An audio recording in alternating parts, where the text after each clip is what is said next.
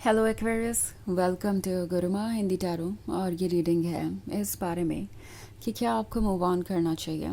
तो ये रीडिंग आपके लिए है अगर आप किसी सेपरेशन से गुजर रहे हैं या आपका रिलेशनशिप इतना कॉम्प्लिकेटेड हो गया है कि आप काफ़ी होपलेस हो गए हैं, सोच रहे हैं कि क्या आपको वेट करना चाहिए, कभी कुछ बदलेगा, क्या कोई उम्मीद है, या फिर मूव ऑन करना ही आपके लिए अच्छा रहेगा।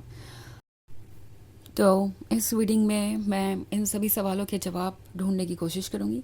चलिए स्टार्ट करते हैं और देखते हैं आपके लिए क्या मैसेजेस हैं। Messages for Aquarius.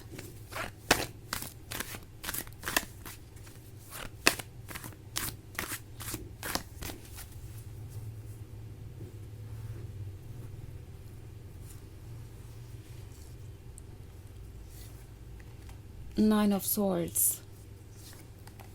Ace of wands, 9 of wands, the Fool and Queen of Pentacles. Okay, so हमारे पास है 9 ऑफ wands। 9 ऑफ wands एक तरीके के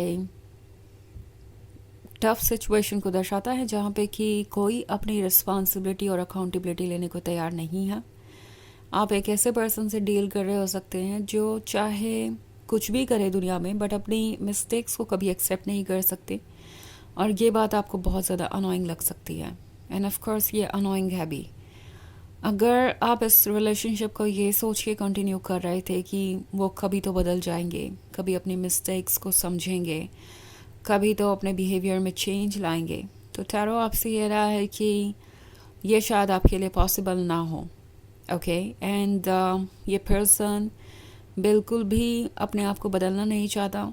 इनकी सोच ये है कि भले ही वो कितने भी गलत हो, अगर उनका बिहेवियर यही है, अगर उनका नेचर यही है, तो आपको उन्हें वैसे ही एक्सेप्ट करना चाहिए।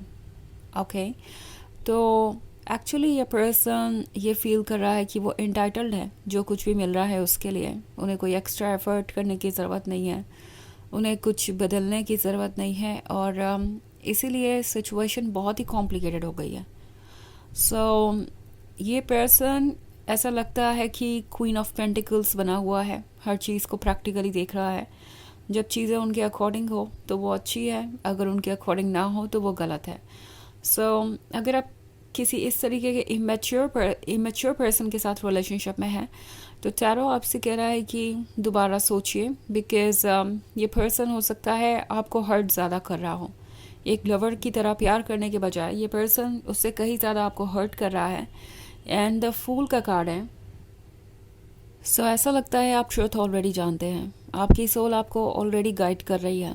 द फूल आपको कह रहा है कि अपने इंट्यूशन को बिल्कुल मत इग्नोर कीजिए, और ना ही किसी तरीके के जजमेंट को दिल पर लीजिए। मतलब हो सकता है ये पर्सन आपको ऐसा फील करवाए कि आप उन्हें जज कर रहे हैं, उन्हें पुश कर रहे हैं चेंज होने के लिए। आप एक अच्छे लवर नहीं हैं, आप उन्हें एज इट इज़ एक्सेप्ट नहीं कर सकते, और उन्हें लगता है कि अगर वो बार बार यही दोहराएंगे तो शायद आप इसे सच मानने लगें, या बार बार किसी मिस्टेक को रिपीट करेंगे तो धीरे धीरे आप उसके हैबिचुअल हो जाएंगे, इनसेंसिटिव हो जाएंगे, और उसके बाद वहाँ से आपकी कंप्लेंट्स बंद हो जाएंगी और ये रिलेशनशिप कंटिन्यू होता रहेगा। नाउ ये पर्सन काफ़ी टॉक्सिक लग रहा है अगर मैं फ़िलहाल इनकी एनर्जीज देखूँ तो। एंड अगर वाकई में ये रीडिंग आपसे मैच करती है तो द फूल आपसे कह रहा है कि सिर्फ अपने मन को सुनिए, किसी और की एडवाइस आपके किसी काम की नहीं है।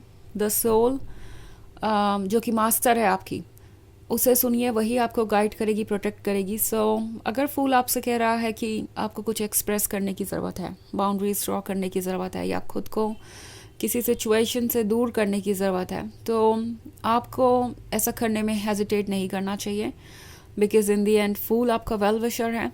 9 ऑफ सोर्ड्स का कार्ड है, तो शायद आप ऑलरेडी बहुत ज़्यादा पछता रहे हैं किसी पर ट्रस्ट करके। आपको लग रहा है कि आपने जितना भी टाइम, लव और अटेंशन इस पर्सन को दिया वो सब वेस्ट था, एंड इनके लिए कुछ भी मायने नहीं रखता। सो अगर सिचुएशन ये है तो टैरो आपसे कह रहा है कि अलर्ट रहिए, एंड सोचिए केयरफुली कि आपके लिए क्या ज़रूरी है। और ये अकेलापन जो इस वक्त आप महसूस कर रहे हैं, शायद ये अकेलापन इतना भी बुरा नहीं है जितना कि आप इस रिलेशनशिप में रह के फील कर दें। बेसिकली आपकी सोल आपको ये रियलाइज़ करवाना चाहती है कि ये वो पर्सन नहीं है जो आप डिज़र्व करते हैं, ये वो ट्रीटमेंट नहीं है जो आप डिज़र्व करते हैं। एंड आपको इसके बारे में प्रैक्टिकली सोचना चाहिए। ओके आपको इस क्वीन ऑफ पेंटिकल्स वाली एनर्जी में होना चाहिए। एस ऑफ वॉन्ड्स का कार्ड है। सो प्रोबेबली जब ये पर्सन आपको मिला था तो सब कुछ बहुत खूबसूरत था, आप दोनों बहुत क्लोज आ गए थे या आपके लिए परफेक्ट थे। शुरुआत में चीज़ें बहुत इंटरेस्टिंग थी और धीरे धीरे सब कुछ बदलता गया। आपको ऐसा लगने लगा कि आप इनके लिए प्रायोरिटी नहीं है और ये अपनी मिस्टेक्स को लेकर बिल्कुल भी सॉरी नहीं है या उन्हें बदलना नहीं चाहते। तो अगर वाकई में ये रीडिंग आपसे रेजोनेट कर रही है तो टैरो आपसे कह रहा है कि अपने सोल को फॉलो कीजिए, बिकॉज आपके बारे में सिर्फ आपकी सोल ही सबसे अच्छा सोच सकती है और कोई आपको सही गाइडेंस नहीं दे सकता।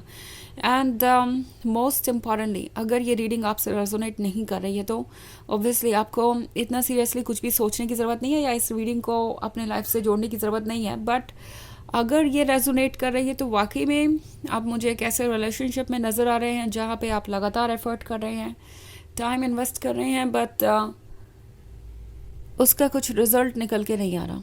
तो उस केस में आपको अवेयर रहना चाहिए कि आप क्या चूज़ कर रहे हैं। हालांकि ये एक जनरल रीडिंग है तो ये सबसे रेजोनेट नहीं करेगी।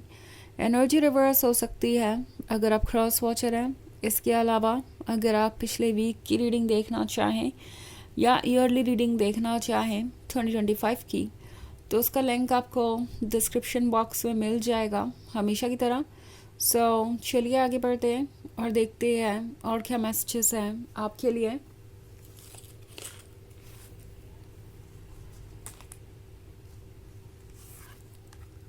द एम्परर,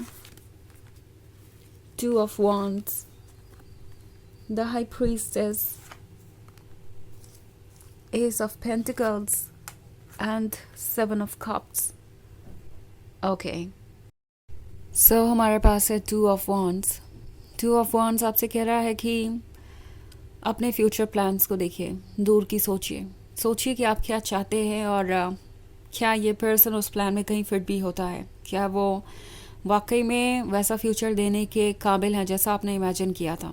बिकॉज़ ये हो सकता है कि आप इमोशंस में इतने ज़्यादा लॉस्ट हैं कि आप शायद अपने ड्रीम्स को एडजस्ट करते जा रहे हैं। लाइक ओके चलो कोई बात नहीं, अगर ये पर्सन मेरे लिए ये नहीं कर सकता तो कोई बात नहीं, कम से कम हम खुश तो हैं, हम रिलेशनशिप में तो हैं, हम लवर्स की तरह हैं। तो बट द थिंग इज़ कि क्या कॉम्प्रोमाइज़ करके आपको कोई रिजल्ट मिल रहा है। मैं ये नहीं कह रही कि कोई कॉम्प्रोमाइज़ आपको नहीं करना चाहिए, मतलब अगर आप कोई एफर्ट कर रहे हैं, कोई कॉम्प्रोमाइज़ एडजस्टमेंट कर भी रहे हैं, तो क्या दूसरी तरफ से भी वैसी चीज़ें हो रही हैं? क्या इन चीज़ों के लिए आपको अप्रिशिएट किया जा रहा है? क्या आपका लव रेसिप्रोकेट किया जा रहा है?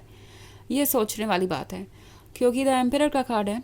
आप जिससे भी डील कर रहे हैं ये बहुत ज़्यादा डोमिनेटिंग हो सकते हैं एंड इस पर्सन को लगता है कि जैसे भी वो आपको ट्रीट करें आपको वो एक्सेप्ट करना चाहिए। उनके रूल्स, उनके बिहेवियर सब कुछ परफेक्ट है और उन्हें क्वेश्चन नहीं किया जाना चाहिए या बदलने की कोशिश नहीं करनी चाहिए। एस ऑफ पेंटिकल्स है तो अभी भी आप प्यार में नज़र आ रहे हैं और ये पर्सन भी आपसे इमोशनली कनेक्टेड है। बट सेवन ऑफ कप्स का कार्ड आपसे कह रहा है कि इमोशंस शायद चीज़ों को परफेक्ट दिखा रहा है, बट परफेक्ट चीज़ें नहीं हैं।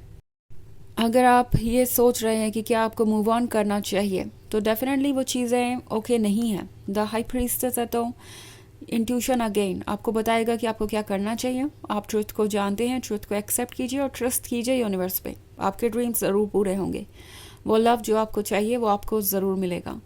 तो चलिए देखते हैं आपके लिए ओरेकल मैसेज क्या है।